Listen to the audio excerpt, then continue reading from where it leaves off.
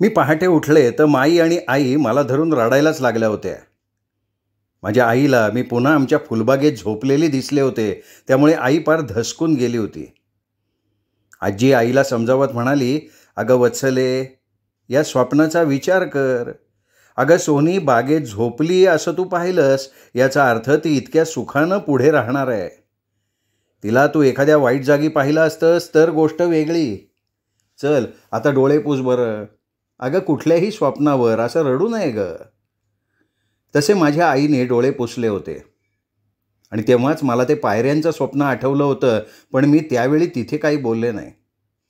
आणि माझा तो अत्यंत मूर्खपणा होता, कारण त्या स्वप्नाची जेव्हा मालिका सुरू झाली त्यावेळी मी ती सगळी स्वप्न बाबांना तरी सांगायला हवी होती. किमान केदार काकांजवळ तरी बोलायला हवं होतं, कारण त्या दोघांना नक्की त्या स्वप्नाचा अर्थ काढता आला असता आणि नंतर पुढचा होणारा अनर्थ टळला असता. आई नंतर रडायची थांबली तरी ती माझ्याकडे बघून वारंवार नाक वर ओढतच होती. मी हलकेच त्या आमच्या चुलबोक्याला आईच्या मांडीवरनं उचलून घेत म्हणाले, "चुलबोक्या, माझ्या आईला कधी त्रास देऊ नकोस हां." आणि आई पुन्हा धो धो रडायला लागली. तेव्हाच एक नोकराणी येऊन म्हणाली, "आपण सगळ्यांनी आपली देवपूजा आटोपली की खाली तुमचं चहा पाणी होईल." आणि आजीला ती नोकराणी माझ्याकडे बघत म्हणाली, "छोट्या मालकिणीची आधी आंघोळ आटोपून घ्या, नंतर मी त्यांना साधं शृंगार करायला घेऊन जाईन." आजी बरं म्हणून उठली आणि मला म्हणाली, "जा बरं सोने, आधी तुझी आंघोळ आटोपून घे." ती तरुणी म्हणाली, "मी एक अर्ध्या तासाने येऊन छोट्या मालकिणींना घेऊन जाईन." माझ्या आजीला, आईला आणि माईला त्या नोकराणीचं ते मला छोटी मालकीण म्हणणं फार कौतुकाचं वाटलं होतं. म्हणजे या हवेलीची मी छोटी मालकीण होते. म्हणजे आजीला हसत हसत म्हणाली, "आजी ऐकलंस का? आपली ताई इथे छोटी मालकीण आहे." माझी आई रडायचं थांबवून खुदकन हसली. माझी आंघोळ मी भराभरा आटोपली आणि माझ्यानंतर मंजीनी आंघोळ आटोपली.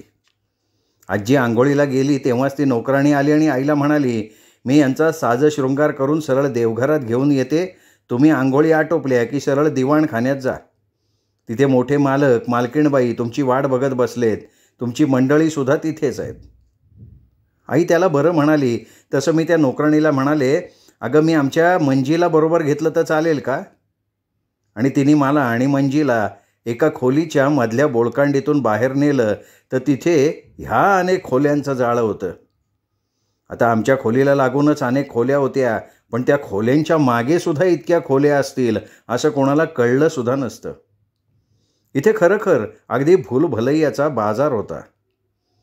त्या खोलीची भिंतीतली कळ दाबली की लगेच खोलज्या सिमसिमसारखा रस्ता लागायचा आणि एखादा पडदा बाजूला गेला की एखादी खोली लागायची. देव जाणे या निंबाळकरांच्या हवेलीत आणखीन कुठली कुठली आश्चर्य दडलेली होती. त्या नोकराणींनी मला आणि मंजीला तिथल्या एका मोठ्या खोलीत नेलं. तिथे त्यापूर्वी चहा फराळ घेऊन आलेल्या दोन्ही मुली आमची वाट बघत होत्या. आम्ही आल्याबरोबर त्या मुलींनी माझे ओले केस भराभरा पुसून माझ्या लांबसडक केसांचा पिळा पिळाचा आंबाडा घातला आणि त्या आंबाड्यावर पहिल्यांदा बकुळीची, नंतर मोगऱ्याची आणि नंतर गुलाबाची कलाबूत लावली. या 3 वेण्या त्यांनी एकावर एक माळल्या. नंतर माझ्या तोंडाला पावडर चोळून माझ्या डोळ्यात काजळ घातलं. मी त्यांना एकदम म्हणाले की "अगं तुम्ही कोणी काही बोलत का नाही आहात?" तेव्हा माझ्या अंगावर मोजकेच दागिने घालत ती तरुणी म्हणाली, "निंबाळकरांच्या हवेलीत नोकराणीनं बोलायचं नसतं, फक्त काम करायचं असतं." ती असं म्हणत असताना तिथे एकदम भानुमती काकू आल्या आणि किंचाळल्या, "अगं बाई विमल, हिचं अजून आटोपलं नाही का? आणि हे काय, अजून हिने शालू नेसलाच नाही." आणि त्या विमलनं माझ्या हातात लाल शाल परकर पोलकं दिलं आणि म्हणाली, "बाईसाहेब, त्या शालू नेसल्या की त्यांचं आटपलंच की." तसं मी पटकन शालू नेसून आम्ही सगळेजण दिवाणखान्यात आलो. त्यावेळी सगळेजण माझ्या त्या सम्राज्ञीसारख्या सौंदर्याकडे बघत राहिले होते. बाबांनी एकदम पुढे होऊन मला आशीर्वाद दिला आणि त्या आजीला म्हणाले, "आई, आमची पूजा आटोपली आहे, तुम्ही देवदर्शन आणि प्रसाद घ्या." आम्ही निंबाळकरांच्या देवघराकडे निघालो होतो. निंबाळकरांचं ते देवघर अगदी दिवाणखान्याला लागून होतं. ते देवघर अत्यंत भव्य आणि सुंदर असून आत संपूर्ण संगमरवरी दगडाचं होतं आणि वरून एक लाल रंगाचं झुंबर त्या सफेद संगमरवरी दगडावर आपला लाल प्रकाश हळुवारपणे सांडत पसरलेलं होतं. या देवघरात सर्वसाधारणपणे देव्हारा असतो तसा इथे देव्हारा नव्हता. तर एका उंच चांदीच्या चबुतऱ्यावर भवानी मातेची चांगली आमच्या मंजी एवढी तांब्याची मूर्ती उभी होती. त्या मूर्तीसमोर नाना फळाफुलांनी आणि मिठाईनी भरलेली तपकं मांडली होती. 6 चांदीच्या समया तिथे तेवत होत्या. चंदनाचा, फुलांचा आणि सुगंधित उदबत्त्या आणि धूपाचा मस्त सुगंध तिथे दरवळत होता. भवानी देवीच्या गळ्यात ताज्या गुलाबांचा हार होता. तिच्यासमोर चांदीच्या वाटीत मध आणि दूध ठेवलं होतं आणि समोर खूप फुलं होती. मोरू भट समोरच पाटावर बसून आपलं मोठं पोट दाखवत ही ही करून हसत बसलेले होते. आम्ही त्या देवघरात आल्यावर माझी आई आजीला म्हणाली, आई, भवानी देवीचं लक्ष्मीसारखं दैवत असतं का? तशी माझी आजी हलकेच म्हणाली, अगं वत्सले, आपले ब्राह्मणाचे देव थंड वृत्तीचे असले तरी भवानी देवी, कालीमाता, लक्ष्मी, सरस्वती, अंबा या सगळ्यांचं अस्तित्व एकच आहे. अगं आता फुलामध्ये बघ, मोगरा, चमेली, जाईजुई, गुलाब, शेवंती या सगळ्या फुलांची रूपं आणि नावं वेगवेगळी असली तरी त्या सगळ्यांची जात एकच, फुलाचीच आहे ना. तसंच इथे ह्या देवीची नावं आणि रूपं वेगवेगळी असली तरी एकाच पवित्र अस्तित्वाची ती वेगवेगळी रूपं आहेत. त्यात इथे सगळं छत्रपती शिवरायांच्या वेळचं आहे ना, म्हणून ही इथे भवानी देवी. तेव्हा लगबगीनं मोरू भट उठले, आजीला म्हणाले, वा वा आजीबाई, किती छान तत्त्वज्ञान सांगितलं तो. अहो, ब्रह्मा एक, पण ब्रह्मा, विष्णू, महेश्वर या 3 रूपाचं ते एक अस्तित्व आहे. बरं ते असू दे, आधी तीर्थ आणि प्रसाद घ्या. आजी म्हणाली, सोने, जा तू आणि मंजी पुढे व्हा, देवीला नमस्कार करा. मी आणि मंजी पुढे गेलो तर मोरू भट अगदी डोळ्यात पाणी आणून मला हावरटासारखे जवळून निहाळत होते. मी जवळ येताच ते पुटपुटले, खरोखर किती अद्वितीय सौंदर्य आहे हो. हे ऐकून आजी मागणं रागाने ओरडली, अरे मेल्या भटा, माझ्या नातीला दृष्ट लावू नकोस. मंजी फिस्स करून हसली. मी अगदी डोळे मिटून त्या भवानी देवीजवळ मागितलं की आई भवानी, आज माझं लग्न आहे. हे लग्न मला शुभ होईल का अशुभ होईल याचा कौल मला आत्ता ह्या क्षणी दे. मी डोळे उघडून त्या देवीकडे बघितलं आणि देवा, त्याच क्षणी त्या भवानी देवीच्या पुढ्यात त्या चबुतऱ्यावर असलेल्या फुलांमधनं एक फूल टप्प करून तिच्या डाव्या बाजूला पडलं. मला माझ्या लग्नाचा अशुभ कौल भवानी देवीनं दिलेला होता. आम्ही देवघरातनं बाहेर आलो तर टेबलावरती विमल, त्या 2 मुली चहापानाची तयारी करत होत्या. तिथे कंकाल बाबा, धनाजीराव, प्रतापराव, छोटा वसंत आणि रेवती आणि भानुमती काकू आमच्या मंडळींबरोबर बसून काही चर्चा करत होते. त्यावेळी रेवती काकूचं म्हशीनं रवंथ केल्याप्रमाणे तोंड चघळणं चालूच होतं. पण आम्हाला पाहिल्यावर त्या या असं म्हणाल्या आणि तेव्हाच विमलनं एका मोठ्या वाटीत चूल बोक्यासाठी आईजवळ दूध आणून दिलं. आई, ते दूध चूल बोक्याला द्यायचं का नाही या संभ्रमात असताना रेवत काकू विमलला म्हणाल्या, विमले, ती दुधाची वाटी इथे आण. तिने आणून दिल्यावर त्यातले 4-5 घोट दूध पिऊन ती वाटी परत विमलकडे देत त्या आईला म्हणाल्या, हां, आता पाजा त्याला ते दूध. आईने हलकेच हसून चुलबोक्याला खाली ठेवून त्याच्या पुढ्यात ती वाटी ठेवली. हे सगळं तिथे चाललेलं असताना मोरू भट लगबगीनं तिथं आले, एका खुर्चीत बसले. त्यांनी लगेच फराळाला सुरुवातसुद्धा केली. कंकाल बाबा सोडून आमच्या सगळ्यांचं चहापान आटोपलं आणि कंकाल बाबा मोरू भटांना म्हणाले, अहो, तुमचं आटोपलं असेल तर चला, आता मुलीची मंगळी पूजा पिंपळाशी लग्न लावून आटोपून घ्या. इथे लग्नाचा मुहूर्त 1:15 वाजताचा आहे. सगळं काही व्यवस्थित चाललेलं बरं. त्या क्षणी मला जाणवलं की आज कंकाल बाबांनी माझ्याकडे बघण्याचं मुद्दाम टाळलेलं आहे. तसे ते जरा बेचैन आहेत असं मला सारखं वाटत होतं. मला सगळ्यात राग आला ना तो प्रतापरावांचा. ते सतत माझ्याकडे बघून डोळे मिचकावत हसत होते. मंजी हळूच म्हणाली सुद्धा की ताई, ते प्रतापराव बघ कसे डोळे मिचकावत हसतायत. मी रागाने तिला म्हटले, म्हणजे त्या पात्राकडे तू बघू नको, ते जरा अर्धवटच आहे. मंजी हसली आणि त्याचवेळी कंकाल बाबा म्हणाले, चला मोरू भट, त्या दूरच्या जुन्या पिंपळाच्या झाडाखाली आपल्याला जायचंय, तेव्हा लवकर निघायला हवं. बाबांचा हात सोडून यशा माझ्याकडे धावत धावत आला आणि मी यशाचा हात घट्ट धरून चालायला लागले. मी चालताना अचानक मला जाणवलं की माझी पावलं चालताना आपोआप अडखळायला लागलीत. मला एकदम भीती वाटलं आपण पुढे जाऊ नये. मी जरा घाबरले आणि बाबांकडे बघितलं. त्यावेळी मला जाणवलं की ते सुद्धा अत्यंत अस्वस्थ आहेत.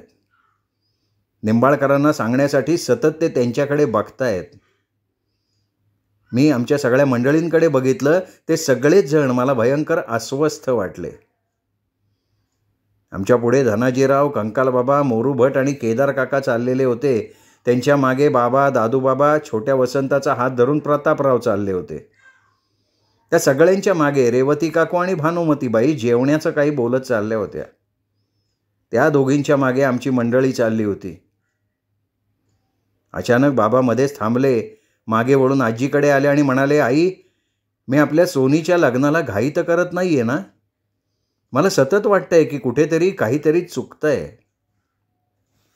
तेव्हा बाबा असे मागे वळून आजीकडे का आले हे बघण्यासाठी तिथे आलेल्या केदार काकांनी बाबांचं बोलणं ऐकलं आणि ते आजी काही म्हणण्याच्या अगोदर म्हणाले, शंभूनाथ, अरे प्रत्येक पित्याला आपल्या कन्येच्या विवाहाच्या वेळी अशाच भावना येतात. या भावना म्हणजे अपत्य प्रेम असतं रे. चल चल, तो श्रीहरी सगळं काही ठीक करेल. पण आजी रडवे लिहून म्हणाली, बाळा शंभू, अरे आपण कधी कोणाचं वाईट केलं नाही तर देव आपलं वाईट का करेल रे? तू बाळा त्या परमेश्वरावर भरवसा ठेव. बाबांनी हलकेच डोळे पुसून माझ्याकडे बघितलं आणि कसनुसे हसून ते केदार काकांच्या बरोबर चालायला लागले. आता मला वाटतं माझ्या आजीला माहीत नसावं की देवच सगळ्यांपेक्षा वाईट असतो. तो जी माणसं चांगलं करतात त्यांचंच वाईट करून त्यांना भोगायला लावतो आणि नंतर त्यांची मजा बघून तो स्वतःची करमणूक करून घेतो. कारण वाईट माणसांना सैतानाचं संरक्षण असतं. मग तो देव वाईट माणसांना छळणार कसं? तो चांगल्या माणसांना छळणार ना, कारण त्यांना कोणाचं संरक्षणच नसतं. आम्ही चालत चालत आता साधारण जंगल भागात आलो होतो. इथे तुरळक जंगली पण मोठमोठे वृक्ष होते आणि थोड्याशा अंतरावर ते भलं मोठं जुनं पिंपळाचं झाड उभं होतं आणि आता त्या झाडाच्या समोर होमाची तयारी केलेली होती. तिथे पाट मांडून 2 हारसुद्धा ठेवले होते. त्या जुन्या पिंपळ वृक्षाला कुणीतरी हळद कुंकू वाहून त्याच्या मुळाशी फुलं ठेवली होती. तिथे एका ताटात तांदूळ होते, इतर काही बाई ठेवलं होतं. त्या पिंपळ लागणारं सगळं सामान आधीच तिथे कोणीतरी आणून ठेवलं होतं आणि ते कंकालबाबाचं काम असावं. आम्ही गेल्यावर कंकालबाबा मात्र ते पिंपळाच्या झाडाजवळ न जाता मोरू भटांना म्हणाले, चला मोरू भट, करा सुरुवात. मी तिथल्या पाटावर निमूटपणे जाऊन बसले. माझी मंगळपूजा होऊन माझं त्या मोठ्या पिंपळाच्या झाडाशी लग्न लावलं गेलं होतं. पण नंतर आमच्या कोणाच्या ध्यानीमनी नसताना एक भयंकर घटना त्या क्षणी घडली. माझं लग्न त्या पिंपळ झाडाशी लावलं गेलं आणि मी त्या झाडाभोवती फेरे घेत असताना तो फार जुना पिंपळ वृक्ष एकदम कुणीतरी त्याला रागानं गदा गदा हलवावं तशा प्रकारे ते संपूर्ण झाड मुळासकट गदा गदा हलायला लागलं. नशीब माझे फेरे पूर्ण झाले होते म्हणून. तेव्हाच बाबा तीरासारखे माझ्याजवळ आले आणि त्यांनी मला अक्षरशः त्या झाडाखालून उचलून पळत पळत ते झाडापासून दूर झाले आणि त्याच क्षणी तो पिंपळ वृक्ष एकदम कड कड आवाज करत उन्मळून खाली कोसळून पडलेला होता. आम्ही सगळ्यांनी दूर उभं राहून बघितलं. ते भलं मोठं पिंपळाचं झाड आता थरथरत असल्याप्रमाणे तिथे सळसळत पडलं होतं आणि नंतर ते हळूहळू पुढे सरकायला लागलं होतं. हे सगळं भयंकर आकारित बघून आम्ही सगळे घाबरलो. निंबाळकर मंडळी इथं पार दूर जाऊन उभी राहिली होती आणि मोरूभट घाम पुसत त्या मंडळींच्या मागे पळायच्या तयारीत उभे होते. तेवढ्यात कंकालबाबा एकदम हिंसक झाले, पुढे सरकले आणि त्यावेळी त्यांचा तो अवतार अगदी बघण्यासारखा होता. ते इतके भयंकर दिसत होते की बाबासुद्धा त्यांना बघून दचकून मागे सरकले. कंकालबाबा रागानं बाबांकडे बघत म्हणाले, बघितलंत तुमच्या मुलीचे ग्रह किती भयंकर अशुभ आहेत. हिची जर मंगळी पूजा न होता प्रतापरावांशी लग्न झालं असतं तर त्यांची आज ही स्थिती झाली असती. अर्थात हे ऐकायला तिथे निंबाळकर मंडळी नव्हती म्हणून बरं. माझ्या बाबांनी अपराधी भावनेनं मान खाली घातली. कंकाल बाबा एवढं बोलून माझ्या बाबांना दुखवून सावकाश पुढे सरकले आणि त्यांनी अत्यंत रागानं आपला ओठ चावत आपल्या पायाखालची माती उचलून काही मंत्र पुटपुटत त्या पिंपळ वृक्षाच्या दिशेनं ती माती उडवली आणि त्या क्षणी तो थरथरणारा पिंपळ वृक्ष अगदी मृत्यू पावल्याप्रमाणे शांत झाला होता. तेव्हा ती निंबाळकर मंडळी तिथे आली. कंकाल बाबांना विचारती झाली की गुरुजी हा सगळा काय प्रकार आहे. तसे ते कंकाल बाबा बाबाकडे बघत म्हणाले, काही विशेष घाबरण्यासारखं नाही आहे. या झाडावर मुंज्या राहत होता. आता सोनसळीचं त्या झाडाबरोबर विवाह संपन्न झाला, त्यामुळे त्याला हे झाड सोडावं लागणार होतं. त्यामुळे रागाने त्यांनी हे सगळं केलं. पण मी आता त्याचा सगळा नीट बंदोबस्त केला आहे. आता चला. आम्ही सगळेजण घाबरून मागे मागे बघत चालायला लागलो आणि आम्ही पाहिलं अचानक त्या हिरव्या कच्च झाडानं भयानक पेट घेतला. सगळ्यात भयानक म्हणजे आता ते झाड सरळ उभं राहून पेटायला लागलं होतं. तेव्हाच कंकाल बाबा एकदम ओरडले आणि म्हणाले, कुणी मागे बघू नका, लवकर चला. मोरू भट्ट जीव घेऊन हवेलीकडे पळत सुटले. त्यांच्या मागून निंबाळकर मंडळी आणि नंतर आम्ही, माझे बाबा, सगळ्यांमागून भराभर चालायला लागलो. पण असं भराभर चालताना बाबांना एकदम कुणीतरी लोटल्याप्रमाणे ते खाली पडले. पण लगेच ते उठून उभे राहिले. घाबरलेल्या आजीला आईला म्हणाले, मी ठीक आहे, पण आई मी निर्णय घेतला, इथं सोनीचं लग्न करायचं नाही. आपण आज आत्ता इथून निघून जायचं आहे. आजी थांबली, म्हणाली, असं का म्हणतोय शंभू. बाबा म्हणाले, आई मला सोनीबद्दल चांगल्या संवेदना होत नाही आहेत म्हणून मी हा निर्णय घेतला आहे. आजी काही बोलली नाही, पण मी एकदम बाबांचा हात धरला आणि म्हणाले, बाबा खरं म्हणताय ना तुम्ही, मला सुद्धा इथे लग्न करायचं नाही आहे हो. बाबांनी माझ्या पाठीवर थोपटलं आणि म्हणाले, हो सोने, आजच आपण आपल्या घरी जाऊ. आणि मी अत्यंत आनंदानं बाबांना बिलगले. आम्ही निंबाळकरांच्या त्या मंडपाजवळ पोचलो आणि बाबा शांतपणे धनाजीरावांना म्हणाले की मी आपल्याला आता काही सांगू इच्छितो. मी आत्ताच निर्णय घेतला आहे. आमच्या सोनीचा मी इथे विवाह करू इच्छित नाही, तरी आम्ही आत्ता इथून निघावं असं मला वाटतं आहे. निंबाळकर मंडळी बाबाकडे आवासून बघत असताना कंकाल बाबा अत्यंत चिडून एकदम हिंसक होऊन पाय आपटत पुढे आले. तेव्हा आम्ही सगळेजण घाबरून मागेच सरकलो. ते एकदम माझ्या बाबांच्या समोर उभे राहिले आणि ओरडले, अरे काय चालवलं आहे काय तुम्ही. लग्न हा काही भातुकलीचा खेळ नाही.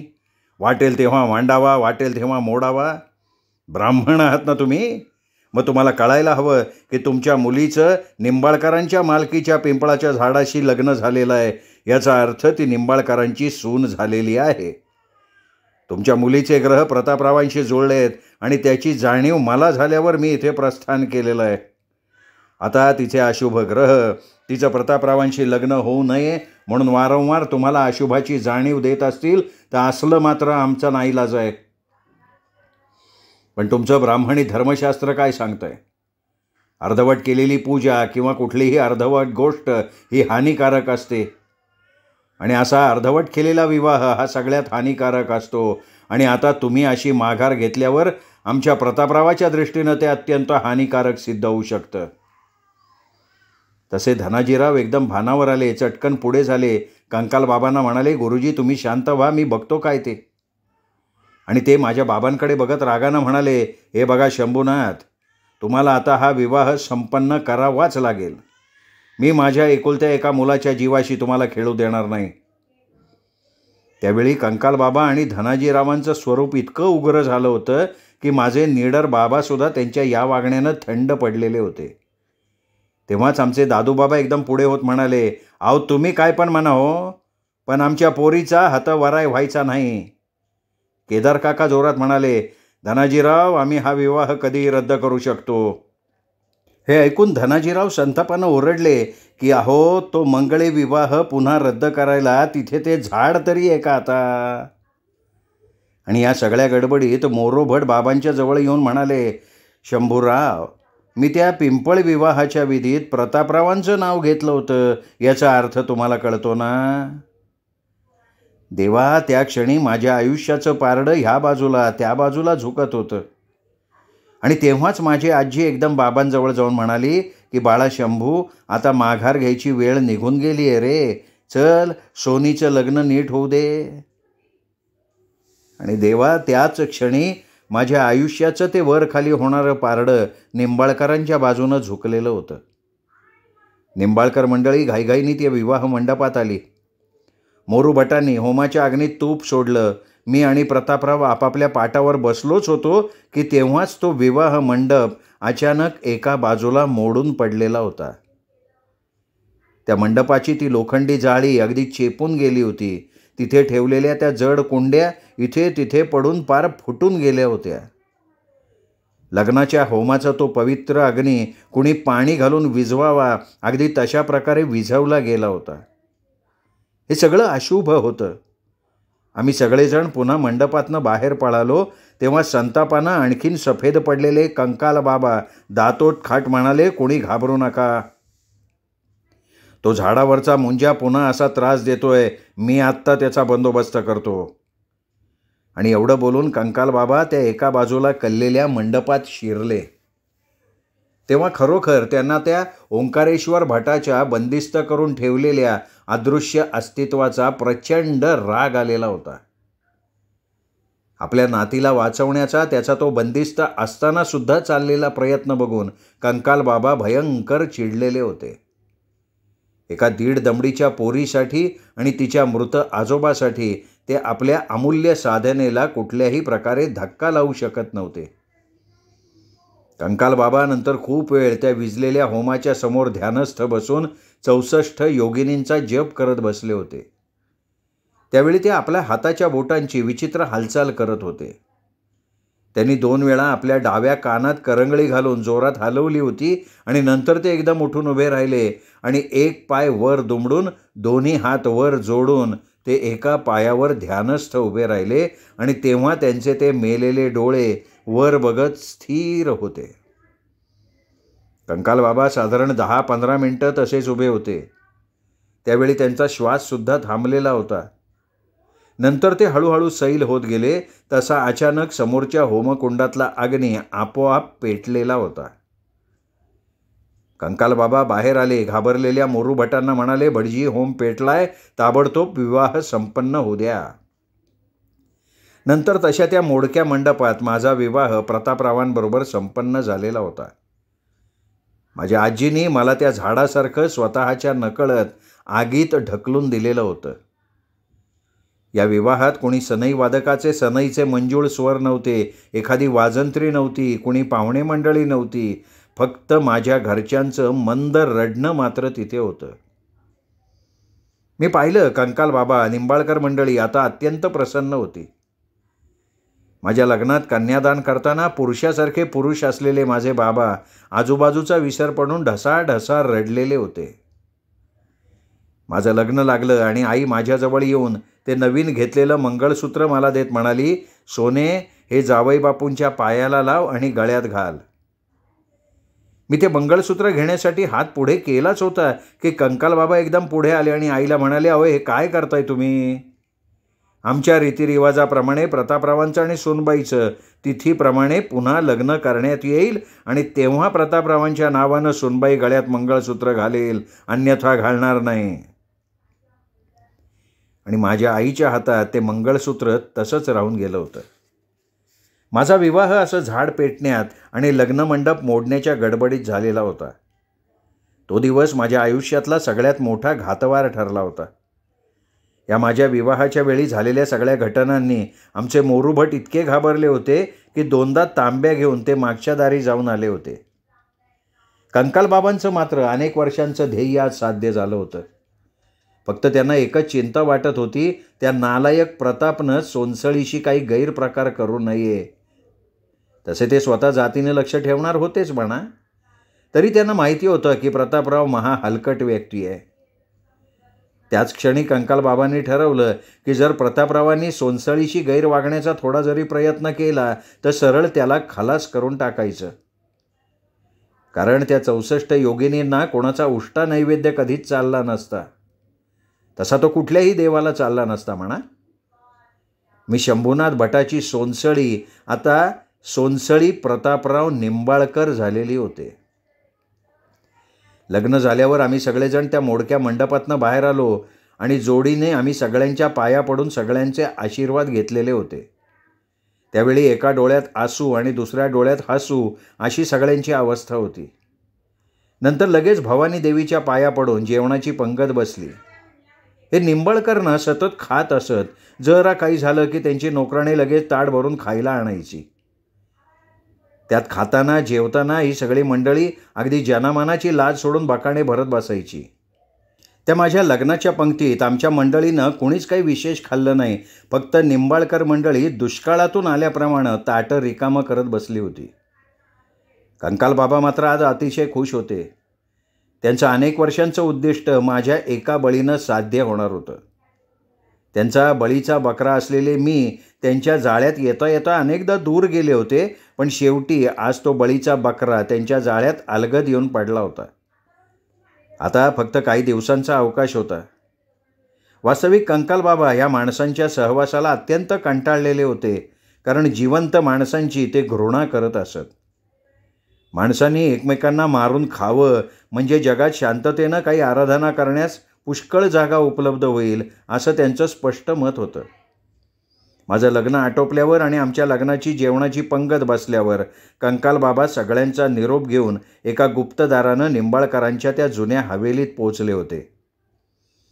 त्या जुन्या हवेलीच्या अत्यंत खोल अशा एका तळघरात त्यांचं बसस्थान होतं. वास्तविक त्या तळघरात अनेक खोल्या होत्या. बोळकांडीचा मार्ग होता.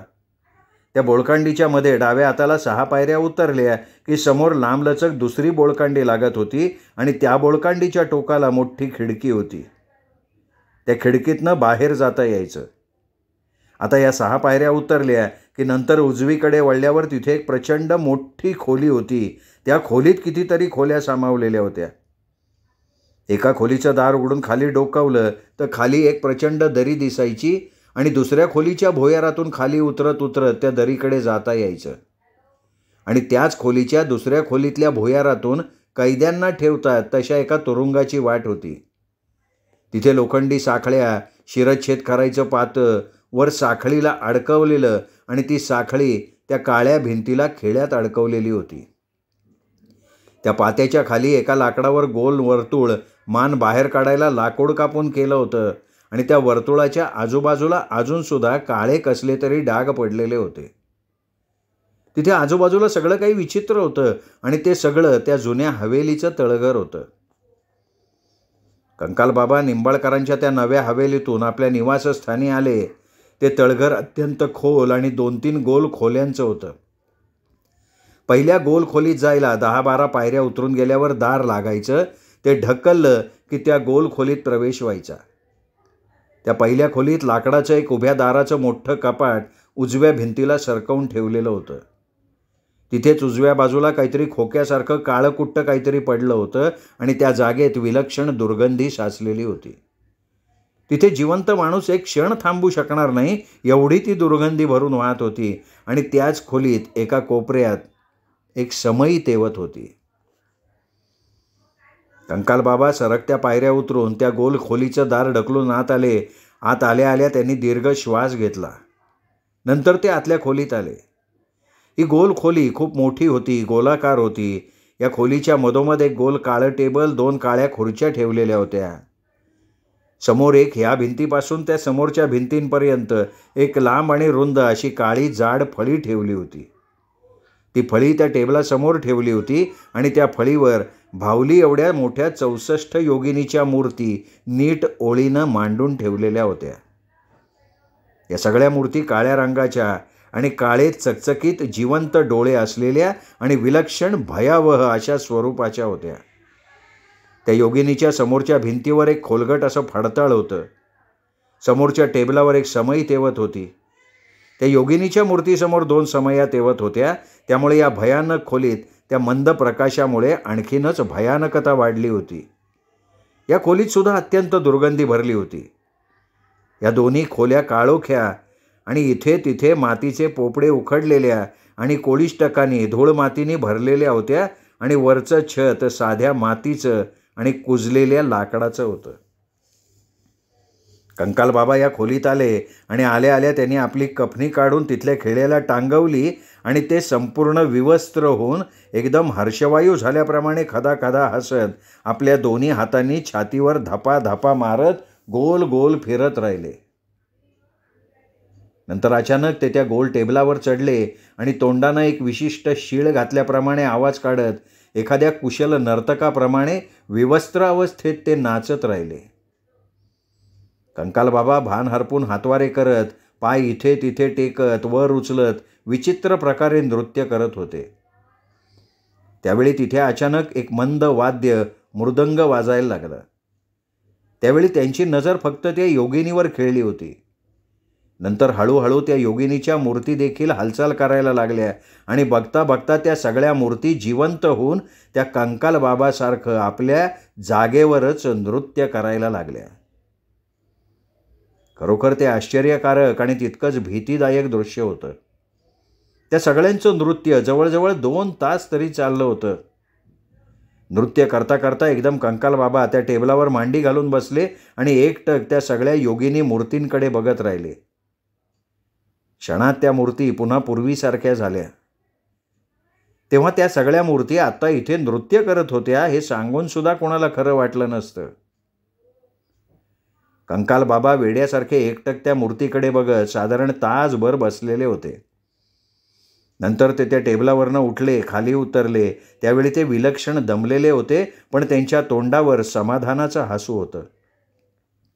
नंतर हलकेच त्या समोरच्या फडताळाजवळ जाऊन त्यांनी ते फडताळ उघडलं आणि त्या फडताळातून एक भयानक दुर्गंधी यायला लागली. कंकाल बाबांनी त्या खोल काळोख्या फडताळात आपलं तोंड खुपसून बराच वेळ तिथे दुर्गंधी घेत राहिले. त्या फडताळात अनेक काळ्या कापडात बांधलेली बोचकी एकावर एक ठेवली होती आणि त्या सगळ्या बोचक्यांमधनं ती भयानक दुर्गंधी येत होती. कंकाल बाबांनी त्या सगळ्या बोचक्यांवरनं अत्यंत मायेनं हात फिरवला. वरचंच एक बोचकं काढून त्यांनी ते टेबलावर ठेवलं आणि अत्यंत मायेनं ते त्या बोचक्याकडे थोडा वेळ बघत राहिले. मग त्यांनी अत्यंत हळुवारपणे ते बोचकं उघडलं आणि पुन्हा मायेनं त्या उघड्या बोचक्याकडे बघत राहिले. त्या बोचक्यात मोठमोठे कुजून काळे पडलेले अत्यंत दुर्गंधीयुक्त असे मांसाचे तुकडे होते. त्या प्रत्येक मोठ्या कुजलेल्या मांसाच्या तुकड्यावर सफेद बुरशी आणि बोटा बोटा एवढ्या लांब लांब लालसार सफेद आळ्या भरभरून वळवळत होत्या. कंकाल बाबा बराच वेळ त्या वळवळणाऱ्या आळ्यांकडे टक लावून बघत राहिले आणि नंतर त्यांनी एकदम हावरटासारखं त्या बोचक्यातल्या त्या मांसाच्या तुकड्यातच आपलं तोंड खुपसलं आणि ते वाकून भराभरा ते मांसाचे तुकडे खायला लागले. त्यांचं ते खाणं एखाद्या जनावरासारखं होतं. कंकाल बाबा खूप वेळ त्या गाठोड्यात तोंड खुपसून घाणेरडा मांस खात राहिले. नंतर त्यांनी मोठी ढेकर दिली. हळूहळू ताठ उभे राहिले तेव्हा त्यांचं संपूर्ण तोंड त्या लाल सफेद आळ्यांनी भरून गेलेलं होतं.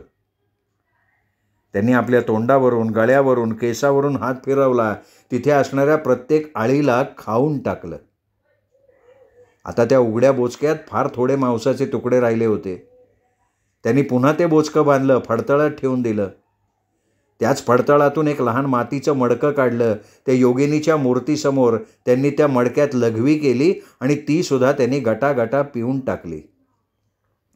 हे सगळं सत्कृत केल्यावर त्यांनी ते मडकं पुन्हा फडताळात ठेवलं, फडताळ बंद केलं आणि नंतर ते खऱ्या अर्थानं तृप्तीची मोठी ढेकर देत समोरच्या खुर्चीत बसून एकटक त्या योगिनीच्या मूर्तीकडे बघत राहिले होते. जणू ते अगदी मूकपणे आपल्या मनातून योगिनीच्या त्या मूर्तीबरोबर संवाद साधून बोलत बसले असावेत असंच वाटत होतं.